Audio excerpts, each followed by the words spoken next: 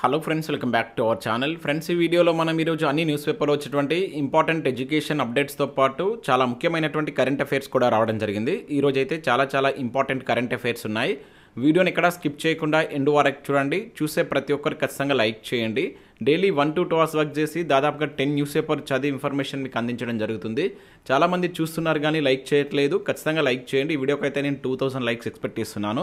ఇది ఎవరికైతే యూజ్ ఉంటుందో వారికి షేర్ చేయండి అండ్ సబ్స్క్రైబ్ చేసుకొని చూడండి. రెగ్యులర్గా మీకు జాబ్ అప్డేట్స్ అంతాయి. మన ఛానల్కి సంబంధించిన టెలిగ్రామ్ గ్రూప్లో కూడా జాయిన్ కాండి. సో దాంట్లో కూడా రెగ్యులర్గా జాబ్ అప్డేట్ షేర్ చేస్తున్నాను. మీకు చాలా యూజ్ ఉంటుంది.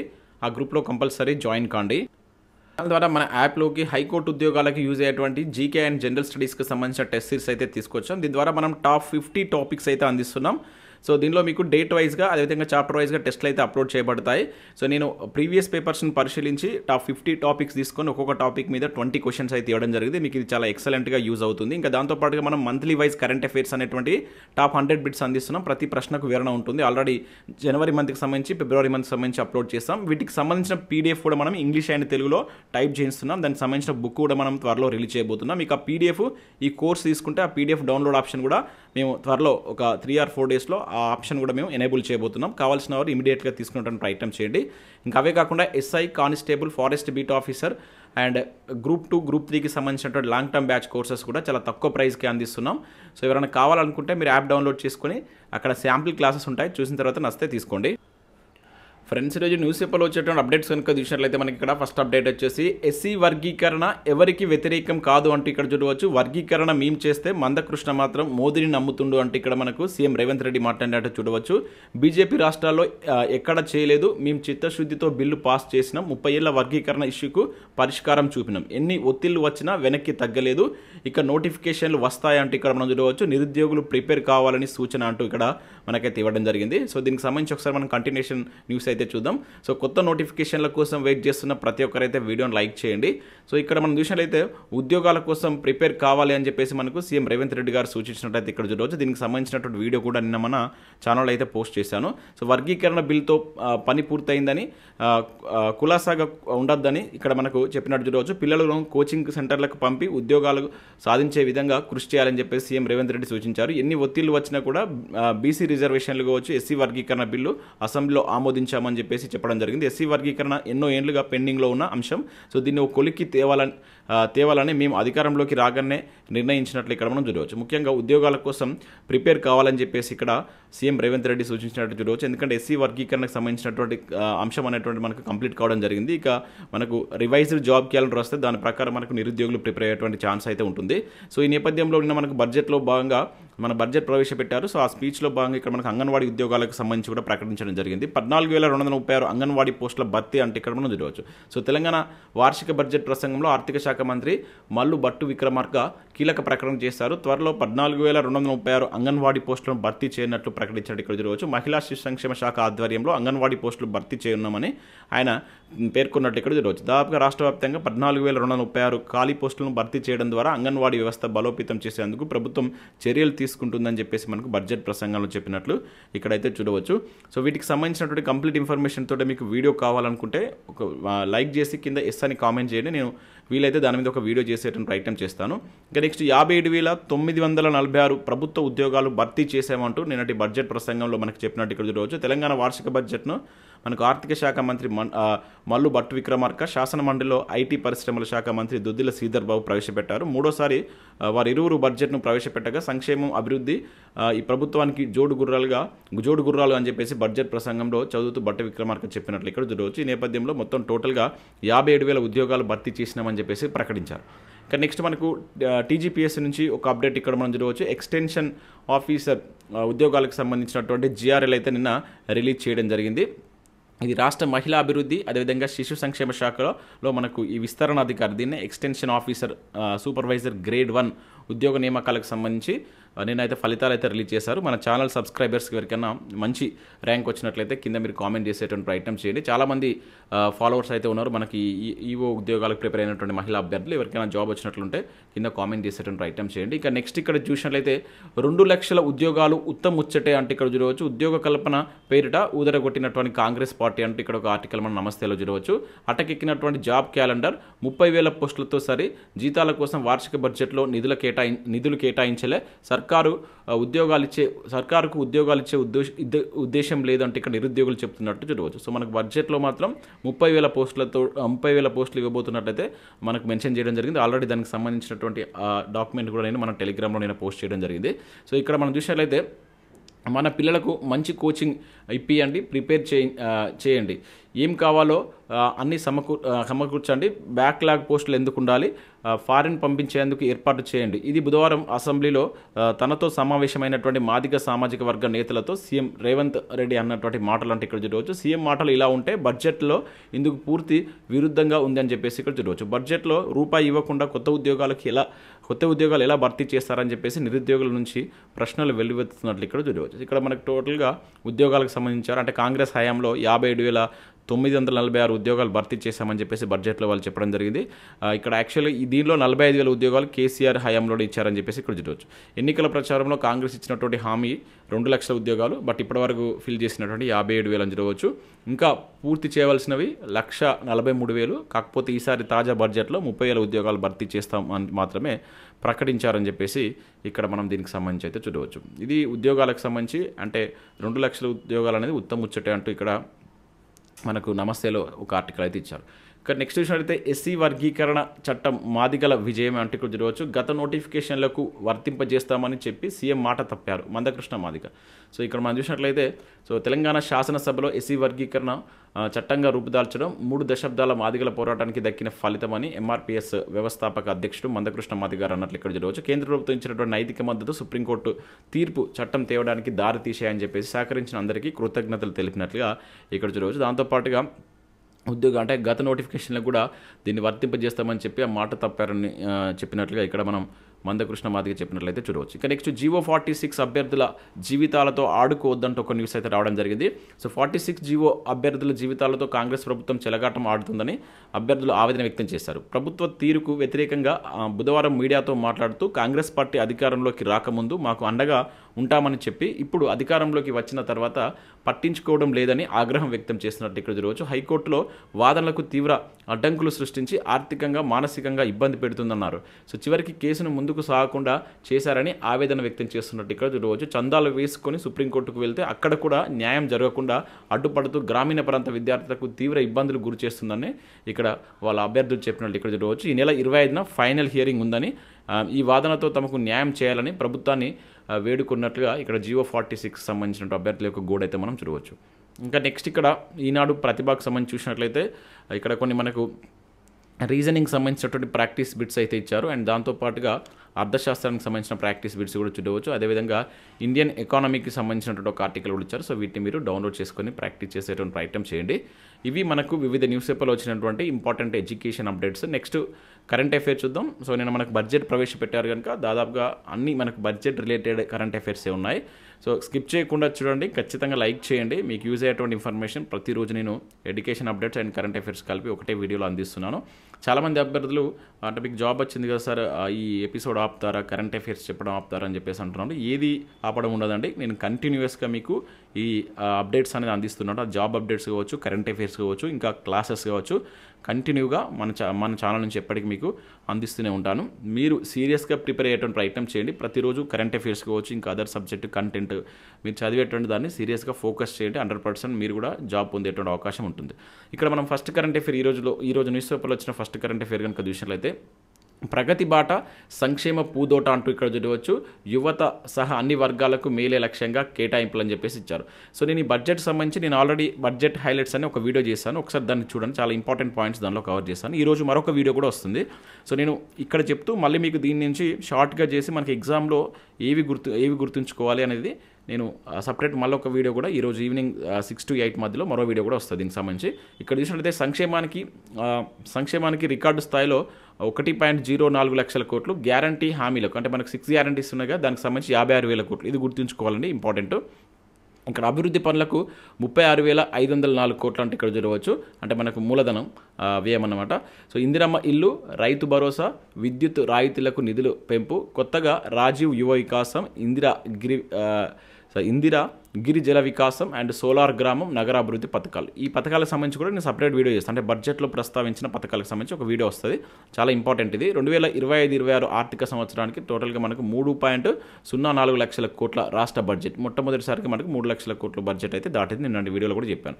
సో మొత్తం బడ్జెట్ ఇది మనకు, ఓకేనా, ఇది గుర్తుంచుకోవాలి, ఈ నెంబర్ గుర్తుంచుకోవాలి. దీనిలో మనకు రెవెన్యూ వ్యయం కనుక చూసినట్లయితే 2,26,982, మూలధన వ్యయం 36,504 కోట్లు. సో ద్రవ్య లోటు, సో ఇది చాలా ఇంపార్టెంట్, మనం నేను కవర్ చేయలేదు, ఈరోజు వీడియోలో మీకు చెప్పేయడానికి ప్రయత్నం చేస్తాను. సో ద్రవ్య లోటు అంటే ఏంటిది అనేది కూడా నీకు అక్కడ మీకు డెఫినేషన్ రూపంలో ఎక్స్ప్లెయిన్ చేస్తాను. సో ఈ నెంబర్ గుర్తుంచుకోవాలి, 54,000 అనేది. అదేవిధంగా రెవెన్యూ మిగులు అనమాట, సో 27,038. దీనికి సంబంధించి మనం ట్రెండ్స్ అనేది గుర్తుంచుకోవాలి, అంటే లాస్ట్ ఇయర్కి ఈ ఇయర్కి రెవెన్యూ మిగులు పెరుగుతుందా తగ్గుతుందా, ఇవన్నీ నేను సపరేట్ వీడియోలో మీకు చెప్తాను, ఎగ్జామ్లో ఎట్లా అడగవచ్చు వీటికి సంబంధించినది. సో తలసరి అప్పు వచ్చేసి 2.12 లక్షలు ఉన్నట్లుగా ఇక్కడ మనకు బడ్జెట్లో అయితే వీళ్ళు ప్రకటించారు. ఒకసారి వీటికి సంబంధించి హైలైట్స్ ఇంకా చూద్దాం. ఇంకా నెక్స్ట్ టోటల్గా తెలంగాణ బడ్జెట్ సమగ్ర స్వరూపం ఎట్లా ఉందనేది ఇక్కడ ఇవ్వడం జరిగింది. రెవెన్యూ రాబడులు ఎలా ఉన్నాయి, సో 2,29,720 మనకు రెవెన్యూ రాబడులు. ఇది ఈ ట్రెండ్ గుర్తుంచుకోవాలంటే ఎగ్జామ్లో మనకు ఈ ట్రెండ్స్ అడుగుతారు అనమాట. 24-25 అంటే గత బడ్జెట్తో పోల్చినప్పుడు గత 3 ఇయర్స్ నుంచి ఎలా ఉంది ఇట్లా అడుగుతారు. నేను దీని మీద కూడా మీకు సపరేట్ వీడియోలో కొంచెం డెప్త్గా చెప్తాను. మూలధన వస్తువులు ఇవి గుర్తుంచుకోండి, ఈ రెడ్ కలర్లో ఉన్నటువంటి నెంబర్స్ మనం కంపల్సరీ గుర్తుంచుకోవాలి. అండ్ దాంతోపాటు ఇక్కడ రెవెన్యూ వ్యయం గుర్తుంచుకోవాలి, ఇవి చాలా ఇంపార్టెంట్ నెంబర్స్. సో మొత్తం ఇది మన మొత్తం బడ్జెట్ వీటికి సంబంధించి, దీనిలో మనకు రెవెన్యూ వ్యయం ఎంత ఉంది, అండ్ దాంతోపాటు మూలధన వ్యయం ఎలా ఉంది, అండ్ రుణాలు అడ్వాన్స్డ్ ఎట్లా ఉన్నాయి, అండ్ దాంతోపాటు ఇక్కడ టోటల్గా వీటికి సంబంధించి రెవెన్యూ అంటే రెవెన్యూ మిగులు ఉందా లేకుంటే రెవెన్యూ లోటు ఉందా అనేది కూడా మనం దీని నుంచి గుర్తుంచుకోవాల్సి అయితే ఉంటుంది. నేను సపరేట్ వీడియోలో దానికి సంబంధించి కూడా చెప్తాను. ఇక నెక్స్ట్ నిధుల వెలుగులు అంటే ఇక్కడ మనం చూడవచ్చు, విద్యుత్ శాఖకు 21,000 కోట్లు కేటాయించినట్టు ఇక్కడ గుర్తుంచుకోండి. డైరెక్ట్గా వీటికి సంబంధించి మనం జస్ట్ ఈ నెంబర్లు గుర్తుంచుకుంటే సరిపోతుంది. ఎస్సీ ఎస్టీల ప్రత్యేక అభివృద్ధి నిధికి 57,401 కోట్లు అంటే ఇక్కడ మనం చూడవచ్చు. ఈ నెంబర్ గుర్తుంచుకోండి. ఈసారి ఎస్సీ ఎస్టీలకు సంబంధించి, దానిలో ముఖ్యంగా ఎస్సీలకు సంబంధించి ఎక్కువగా బడ్జెట్లో నిధులు కేటాయించారు, ఆ నెంబర్ మనం గుర్తుంచుకోవాలి. సో వాటికి ఇక్కడ టోటల్గా ఎట్లా అనేది ఇక్కడ ఇవ్వడం జరిగిందన్నమాట. మనకు జనరల్గా వాటి యొక్క అంటే 2025-26కు ఎస్సీ ఎస్టీ మనకి వాళ్ళకు సంబంధించి ప్రధాన విభాగాలుగా ఎట్లా కేటాయింపులు చేశారనేది ఇక్కడ ఇచ్చారు. ఈ నెంబర్ అయితే గుర్తుంచుకోండి, 57,401. ఇది మీరు గుర్తుంచుకోవాలి ఎస్సీ ఎస్టీ సంక్షేమానికి సంబంధించి. ఇక నెక్స్ట్ మనకు మొత్తం రాబడి ఖర్చు, ఎట్లా మనకు ఖర్చు అంటే రాబడి వస్తుంది, ఎట్లా దాన్ని ఖర్చు చేస్తున్నామని చెప్పేసి ఇక్కడ మొత్తం రాబడి మొత్తం ఖర్చు. సో రెవెన్యూ వసూలు రెవెన్యూ వ్యయం అని చెప్పేసి ఇచ్చారు. సో మనకి ఎట్లా వస్తుంది అత్యధికంగా మనకి ఎట్లా ఇప్పుడు రెవెన్యూ వ్యయం అనేటువంటిది ఎలా ఉంది ఇది. సో దీనికి సంబంధించి ఈ పై చార్ట్ను కూడా మనం గుర్తుంచుకోవాలి. సో దీనికి సంబంధించి నేను మళ్ళీ వీడియోలో మీకు క్లియర్గా చెప్తాను. ఇంకా నెక్స్ట్ తలసరి అప్పు, ఈ నెంబర్ గుర్తుంచుకోండి, 2.12 లక్షలు తలసరి అప్పు వచ్చేసి మనకి ఈ రకంగా ఉంది. సో మనకి తలసరి ఆదాయం ఎంత ఉందనేది కింద కామెంట్ చేయండి, నేను ఆల్రెడీ మీకు దానికి సంబంధించి చెప్పడం జరిగింది. సో రూపాయలు 7.52 లక్షల కోట్లు దాటినటువంటి రాష్ట్ర రుణాలు అంటూ చూడవచ్చు. వీటిలో నేరుగా తీసుకున్నవి 4.5 లక్షల కోట్లు, వచ్చేటువంటి ఆర్థిక సంవత్సరం ఆఖరకు రూపాయలు 8.006 లక్షల కోట్లకు చేరుతారంట అప్పు అని చెప్పేసి ఇచ్చారు. ఇక్కడ ఇవి నేరుగా తీసుకున్నాయంటే ఇవి కాకుండా మనకు బయట కూడా మనకి ఏంటంటే ఈ ప్రభుత్వ పూచికత్తుతో కార్పొరేషన్లు తీసుకున్నటువంటి రుణాలు కూడా దీనిలో ఉంటాయి, అవి కూడా 3 లక్షల కోట్ల దాకా ఉన్నాయని చెప్పేసి చెప్తున్నారు. సో టోటల్గా 4.5 లక్షల కోట్ల అప్పు అనేటువంటిది. దీనిలో మనకు తలసరి అప్పు కనుక చూసుకుంటే 2.12, ఈ నెంబర్ గుర్తుంచుకోండి, మొత్తం అప్పు గుర్తుంచుకోండి. దీనిలో కార్పొరేషన్లు కాకుండా 4.51 కార్పొరేషన్లతోటి కలిపితే 7.52 లక్షల కోట్లు రాష్ట్రానికి అప్పు ఉందని చెప్పేసి మనకు బడ్జెట్కి సంబంధించిన నివేదిక తెలుపుతుంది. ఇక నెక్స్ట్ శరవేగంగా యంగ్ ఇండియా సమీకృత గురుకులాలంటూ చూడవచ్చు. బడ్జెట్లో ఇక్కడ 2,900 కోట్లు దీనికి కేటాయించారంట, వేగం పుంజుకున్నటువంటి నిర్మాణాలు గుర్తుంచుకోండి. మనకు రాష్ట్రంలో పేదలందరికీ ఒకటే చోట అంతర్జాతీయ సౌకర్యాలతో విద్యను అందించేందుకు ప్రభుత్వం మనకి యంగ్ ఇండియా ఈ సమీకృత గురుకులాలను అయితే నిర్మించబోతుంది. వాటికి సంబంధించి ఇక్కడ మనకు బడ్జెట్లో ప్రాధాన్యత కల్పించారు. ఈ మేరకు ఎస్సీ సంక్షేమ శాఖలో 2,900 కోట్లు కేటాయించినట్టు చూడవచ్చు. రాష్ట్రంలో 1,023 సంక్షేమ గురుకులాలు ఉన్నప్పటికీ 662 గురుకులాలకు సొంత భవనాలు లేవన్నమాట. సో వాటి యొక్క నిర్మాణ నేపథ్యంలో ఇంత కేటాయించడం జరిగింది. అదేవిధంగా యువతలో నైపుణ్యాభివృద్ధి లక్ష్యం అంటూ చూడవచ్చు. పరిశ్రమ శాఖకు 3,527 కోట్లు, ఐటీ శాఖకు 774 కోట్లు అంటూ గుర్తుంచుకోండి. ఇవి మనకు నెంబర్స్, కేటాయింపులు కూడా ఒక్కొక్కసారి అడుగుతాడు.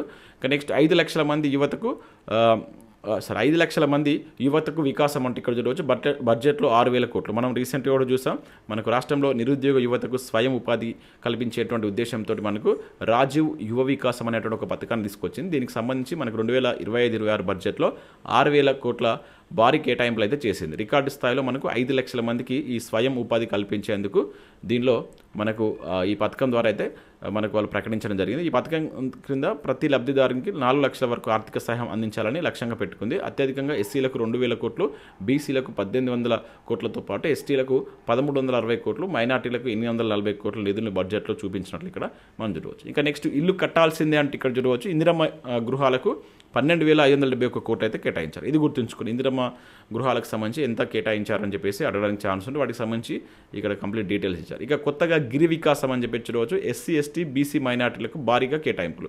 సో తెలంగాణలో సామాజిక న్యాయం దిశగా రేవంత్ రెడ్డి సర్కార్ చర్యలు చేపట్టింది. ఇందులో భాగంగా 2025-26 వార్షిక బడ్జెట్లో సంక్షేమానికి అగ్రస్థానం కల్పించింది. రాష్ట్ర వార్షిక బడ్జెట్లో ఎస్సీ, ఎస్టీ, బీసీ, మైనార్టీ సంక్షేమానికి భారీగా నిధులు కేటాయించినట్లు ఇక్కడ చూడవచ్చు. దానికి సంబంధించి 72,397 కోట్లు కేటాయించింది. ఇది గుర్తుంచుకొని టోటల్గా వీరికి అందరికి కలిపి ఎంత అని కూడా అడగవచ్చు. ఎస్సీ, ఎస్టీ, బీసీ, మైనార్టీలకు ఎంత అని చెప్పేసి కూడా అడగడానికి ఛాన్స్ ఉంటుంది. ఈ పథకానికి సంబంధించి నేను సపరేట్ వీడియోలు చెప్తాను, మనకి ఏ పథకాలకు సంబంధించి బడ్జెట్లో ప్రస్తావించారనేది. సో జిల్లా స్థాయి జీడిపిలో రంగారెడ్డి నెంబర్ 1. మనకు ఆర్థిక సర్వే కూడా వచ్చింది, బట్ ఇంగ్లీష్లో వచ్చింది ఆ పీడిఎఫ్, ఇంకా తెలుగులో రాలేదు. మేబీ ఒక 1 వీక్ ఆర్ 10 డేస్లో మనకు ఆర్థిక సర్వే అనేటువంటి తెలుగులో కూడా వస్తుంది.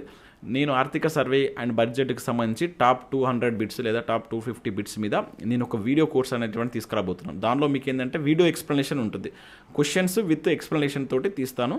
అదొక 1 వీక్ ఆర్ 10 డేస్లో ఆ కోర్స్ అనేది లాంచ్ చేస్తాను. అది మీకు కంప్లీట్ ఎక్స్ప్లెనేషన్ ఇస్తాను. ఆ సర్వేలో ఉన్నటువంటి మొత్తం అన్ని పేజెస్ సంబంధించినటువంటి కంప్లీట్ డీటెయిల్స్ అండ్ దాంతోపాటుగా బడ్జెట్ కూడా దానిలో మీకు ఫ్రీగా అందిస్తాను. బడ్జెట్ సంబంధించి కూడా కొన్ని క్వశ్చన్స్ అనేది ఒక 50 క్వశ్చన్స్ దాకా ఫ్రేమ్ చేసి అందించడం జరుగుతుంది. అది ఒక 1 వీక్ ఆర్ 10 డేస్లో నేను తెలుగు మీడియంలో మనకు ఈ సర్వే వచ్చిన తర్వాత మీకు దాన్ని అందించేటువంటి ప్రయత్నం చేస్తాను. ఇంకా నెక్స్ట్ ఇక్కడ చూసినట్లయితే మనకు జిఎస్డిపి పరంగా పరిశీలిస్తే రంగారెడ్డి మనకు అత్యధికంగా ఎప్పుడు కానీ రంగారెడ్డి ఫస్ట్ ఉంటుందంటే, తర్వాత సెకండ్ ప్లేస్లో హైదరాబాద్ నిలిచినట్టు ఇక్కడ చూడవచ్చు. 3వ ర్యాంక్ వచ్చేసి జిఎస్డిపి పరంగా రంగారెడ్డి 3rd ప్లేస్లో ఉంది. ఇవి గుర్తుంచుకోవాలి. నేరుగా అడుగుతాడు జిఎస్డిపి అత్యధికంగా ఉన్నటువంటి రాష్ట్రాలను జిల్లాలను వరుస క్రమంలో అమర్చమంటాడు. తక్కువ ఉన్నటువంటి ఏంటంటే మనకు 33 జిల్లాల పరిధిలో కూడా అత్యంత తక్కువ ఉన్నటువంటి వచ్చేసి ములుగు లాస్ట్ నుంచి ఫస్ట్లో ఉందన్నమాట. సో గుర్తుంచుకో. ఎక్కువగా ఇక్కడ చూడండి 33 జిల్లాల పరిధిలో కూడా అత్యంత తక్కువగా ములుగు, అత్యధికంగా రంగారెడ్డి నిలిచిందనమాట. ఒక లాస్ట్ ప్లేస్లో వచ్చేసి మనకు ములుగు ఉంది. ఈ ఫస్ట్ది లాస్ట్ది గుర్తుంచుకోవాలండి, ఇట్లా మనకు నేరుగా అడగడానికి కూడా ఛాన్స్ ఉంటుంది. ఇంకా నెక్స్ట్ తలసరి ఆదాయం రూపాయలు 4 లక్షల దిశగా అంటూ చూడవచ్చు. మనం నిన్న చూసాం తలసరి ఆదాయానికి సంబంధించి 2024-25లో పర్ క్యాపిటల్ ఇన్కమ్ 3.80 లక్షలు అని చెప్పేసి ఇచ్చారు. యాక్చువల్గా 3.79 అంటే దగ్గర 3.80 సుమారుగా అని చెప్పేసి కూడా ఎగ్జామ్లో అడుగుతాడు. సో ఇంత ఉంది మనది. సో నెటితో పోలిస్తే మనకు 9.6% పెరుగుతుంది. ఇది మనకు వృద్ధి రేటు నిన్న చూసాం మనం. సో 16 లక్షల కోట్లు అనేటువంటిది మనకు జిఎస్డిపిగా ఉంది. దీని యొక్క వృద్ధి రేటు కూడా మనం చూసాం 10.1. అదేవిధంగా జిల్లాల నడుమ కొనసాగుతున్నటువంటి అంతరాలు హైదరాబాద్ చుట్టుపక్కల జిల్లాల్లోనే అధిక అభివృద్ధి సోషియో ఎకనామిక్ సర్వేలో వెల్లడి అంటే ఇక్కడ మనకి ఇవ్వడం జరిగింది. ఇక్కడ మనకు తక్కువ తలసరి ఆదాయం చూసినట్లయితే రంగారెడ్డి, హైదరాబాదు ఎక్కువ చూసినట్లయితే రంగారెడ్డి, హైదరాబాదు, సంగారెడ్డి. అయితే తక్కువ చూస్తే వికారాబాదు, హన్మకొండ, జగిత్యాల. ఇవి గుర్తుంచుకోవాలండి. Most important. ప్రీవియస్లో మనకు చాలాసార్లు అడిగిండు. నేను సర్వే చెప్పేటప్పుడు ఇంకా డెప్త్గా చెప్తాను మీకు. రంగారెడ్డి, హైదరాబాదు, మేడ్చల్ వచ్చేసి మనకు జిఎస్డిపి ఇంతకుముందు చూస్తాం కదా. ఇక్కడ మీరు చూసిన జిఎస్డిపికి తలసరి ఆదాయానికి ఫస్ట్ 2 ఒకటే ఉన్నాయి. బట్ థర్డ్ది ఇక్కడ సంగారెడ్డి ఉంటే ఇక్కడ మేడ్చల్, మల్కాజ్గిరి ఉంది. అది గుర్తుంచుకోవాలి. తక్కువ చూసినట్టయితే ములుగు, భూపాలపల్లి, కుమ్రంభీం అనేటువంటి తక్కువ ఉంది. ఇది ఏంటిది జనరల్గా జిఎస్డిపి జిల్లాల యొక్క జిఎస్టీ పరంగా, ఇది వచ్చేసి తలసరి ఆదాయం పరంగా. కానీ నెక్స్ట్ తెలంగాణలో నిరుద్యోగ రేటు కనుక చూస్తే 5.1% ఉందంట. సో 2023-24 ఆర్థిక సంవత్సరానికి గాను తెలంగాణ రాష్ట్రంలో నిరుద్యోగ రేటు విషయంలో కీలక అంశాలు వెల్లడయ్యాయి. So periodic labour force survey ఆధారంగా రూపొందించినటువంటి గణాంకాల ప్రకారం చూస్తే రాష్ట్ర దేశ స్థాయి నిరుద్యోగ రేటు ఇక్కడ మనకి ఇవ్వడం జరిగింది. తెలంగాణ రాష్ట్ర వ్యాప్తంగా 5.1% నిరుద్యోగ రేటు అనేది ఉన్నట్లుగా మనకు పీరియాడిక్ లేబర్ సర్వే అనేటువంటి చెప్పడం జరిగింది. ఇది గుర్తుంచుకోవాలండి.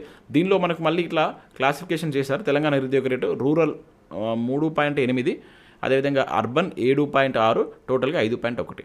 ఇండియాలో రూరల్లో 2.8, 5.4, 3. అంటే ఇక్కడ మనం ఇండియాతోటి కంపేర్ చేసినప్పుడు ఈ ఏది పిఎల్ఎఫ్ఎస్ సర్వే ప్రకారం మన దగ్గరనే నిరుద్యోగ రేట్ ఎక్కువ ఉంది. ఇది ఒక స్టేట్మెంట్ బేస్లో అడుగుతారు, ఇట్లా గుర్తుంచుకోవాలి. అదే ఇక్కడ అర్బన్లో చూసినట్లయితే ఇండియాలోనే బెటర్గా ఉంది అన్నమాట. అదేవిధంగా ఇది రూరల్లో చూసినా కూడా ఇండియాలోనే తక్కువగా మనకు ఈ నిరుద్యోగ రేటు ఉన్నట్లు ఈ సర్వే అయితే తెలుపుతుందో అది గుర్తుంచుకోండి. ఇక నెక్స్ట్ చూసినట్టయితే ఫోన్పే తరహాలో గ్రామ్ పే అంటే ఇక్కడ మనం చూడవచ్చు. సో గ్రామీణ భారతానికి డిజిటల్ ఆర్థిక సమగ్రత మంత్రి శ్రీధర్ బాబు. సో మనకు డిజిటల్ చెల్లింపుల్లో తెలంగాణ రాష్ట్రం అగ్రగామిగా నిలుస్తుందని రాష్ట్ర ఐటీ శాఖ మంత్రి ఇక్కడ తెలిపినట్టు చూడవచ్చు. సో ఫోన్పే తరహాలో మనకు గ్రామ్ పే అనేటువంటి ఒక డిజిటల్ పేమెంట్స్ సేవలను బుధవారం మనకు ప్రారంభించినట్టు ఇక్కడ గుర్తుంచుకున్నాను అనమాట. ఇది అడగడానికి ఛాన్స్. ఈ సందర్భంగా మాట్లాడుతూ డిజిటల్ ఆర్థిక సమగ్రతను మరింత విస్తరించే దిశగా ఈ సేవలు దోహదపడతాయని చెప్పేసి మనకు మంత్రి శ్రీధర్ బాబు గారు ప్రకటించినట్టు ఇక్కడ గుర్తుంచుకుంది. ఇక నెక్స్ట్ విషయం అయితే హైదరాబాద్లో మెక్డొనాల్డ్స్ గ్లోబల్ ఇండియా కార్యాలయం అంటే ఇక్కడ మనం చూడవచ్చు 2000 ఉద్యోగ అవకాశాలు సీఎం సమక్షంలో సంస్థ ఒప్పందం. సో మనకు అమెరికాకు చెందినటువంటి మల్టీనేషనల్ సంస్థ మెక్డొనాల్డ్స్ రాష్ట్ర ప్రభుత్వంతో కీలక ఒప్పందం అయితే చేసుకుందంట. సో గ్లోబల్ ఇండియా ఆఫీస్ను మనకు హైదరాబాద్లో నెలకొల్పోతున్నట్లు ప్రకటించింది. 2000 మందికి దీని ద్వారా ఉద్యోగ అవకాశాలు కూడా లభిస్తాయని చెప్పేసి ప్రకటించారు. ఇంకా నెక్స్ట్ విషయం అయితే అంతరిక్షం నుంచి అవనికి క్షేమంగా సునీత అంటూ చూడవచ్చు. 9 నెలల నిరీక్షణ సుఖాంతం అని చెప్పేసి ఇక్కడ ఇచ్చారు. సో అనుకున్న ప్రకారమే సముద్రంలో దిగినటువంటి క్యాప్సూల్స్ ప్రపంచవ్యాప్తంగా హర్షాతిరేకాలు, వ్యోమగాములందరూ పునరావాసానికి తరలింపు, వాతావరణానికి అలవాటు పడేలా ఏర్పాట్లు అంటే ఇక్కడ చూడవచ్చు. సో ఇక్కడ మనం చూసినట్లయితే అనూహ్య పరిస్థితిలో 9.5 నెలల పాటు అంతర్జాతీయ అంతరిక్ష కేంద్రంలో మనకు ఉండవలసి వచ్చినటువంటి సీనియర్ వ్యోమగాములైనటువంటి సునీత విలియమ్స్ కావచ్చు, బుచ్ విల్మోర్ తదితరులు ఇప్పుడు భూ వాతావరణానికి అలవాటు పడడానికి పునరావాస కేంద్రానికి అయితే చేరుకున్నారు. ఇన్నాళ్ల పాటు గురుత్వాకర్షణ శక్తి ఏమాత్రం లేనటువంటి వాతావరణంలో ఉండడంతో అనేక శారీరక సమస్యలు తలెత్తవచ్చని వైద్యులు చెప్తున్నట్టు ఇక్కడ చూడవచ్చు. సో బిట్టు మనం ఎక్స్పెక్ట్ చేయవచ్చు. సో వీళ్ళు వచ్చినటువంటి అంటే వీళ్ళను ఇక్కడ భూమిపైకి తీసుకొచ్చినటువంటి రాకెట్ ఏందని చెప్పేసి అడగడానికి ఛాన్స్ ఉంటుంది. ఇది క్రూ డ్రాగన్. సో ఫ్రీడమ్ వారిని సురక్షితంగా తీసుకొచ్చింది, గుర్తుంచుకోండి. ఇది ఒక వాళ్ళను ఇది ఐఎస్ఎస్ నుంచి వెళ్ళినటువంటి వారిని భూమిపైకి తీసుకొచ్చినందుకు వాడినటువంటి రాకెట్. సో వాళ్ళు ఐఎస్ఎస్కి వెళ్ళడానికి యూజ్ చేసినటువంటి రాకెట్ ఏందని మీరు కింద కామెంట్ చేయండి. మనం చాలాసార్లు దానికి సంబంధించి చూస్తాం. సో ఇవి మనకు వివిధ న్యూస్ పేపర్లో వచ్చినటువంటి ఇంపార్టెంట్ ఎడ్యుకేషన్ అప్డేట్స్ అయితే కరెంట్ అఫైర్స్. చూసిన ప్రతి ఒక్కరు కంపల్సరీ లైక్ చేయండి, మీ మిత్రులకు షేర్ చేయండి, యాప్ డౌన్లోడ్ చేసుకోండి. చాలా తక్కువ ప్రైస్కి మనం చాలా క్వాలిటీ కోర్సెస్ అయితే అందిస్తున్నాం. ఒకసారి మీరు యాప్ డౌన్లోడ్ చేసుకుని చెక్ చేసిన తర్వాత నచ్చితే కోర్స్ తీసుకోండి. Thanks for watching.